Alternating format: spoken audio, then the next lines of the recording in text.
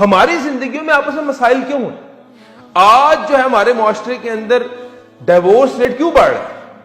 میں اپنی بیوی سے بات کر رہا ہوں، دل میں رب کا خوف نہیں ہے تو میرے اندر فرعونیت بھی ہے، تکبر بھی ہے، میرے اندر ایک یہ بھی ہے، ایک میل ڈومیننسی کا ایلیمنٹ بھی موجود ہے۔ ہمبلنس کون دے رہا ہے مجھے؟ کون مجھے اخلاقیات سکھا رہا ہے؟ کسی بھی finance, geography, history, medicine, engineering کتاب میں تو اخلاقیات نہیں لکھی ہوئی۔ کہیں بھی بیوی کے حقوق یا میاں کے حقوق یا بچوں کے والدین کے حقوق تو نہیں لکھے ہوئے، وہ تو قرآن ہمیں باؤنڈ کر رہا ہے، ایک دین ہمیں باؤنڈ کر رہا ہے نا والدین کی عزت کرنے کے لیے۔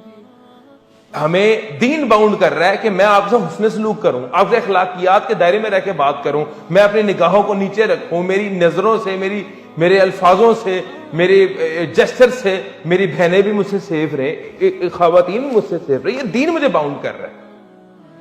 تو سم ہاؤ ہمارے معاشرے کے اندر دین تھوڑا سا نیچے گیا ہے، تنزلی کا شکار ہوا ہے۔ اس کی وجہ یہ ہے کچھ ایلیمنٹس ایسے رہے ہمارے معاشرے کے، انہوں نے دین کو گلوریفائی نہیں کیا۔ دین کا صحیح پرسپشن ہی نہیں ڈیویلپ ہو سکا ہمارے معاشرے کے اندر کہ دین اسلام ہے کیا۔ یہ تو ایک ایکسلنس اچیو کرنے کا شارٹ کٹ ہے۔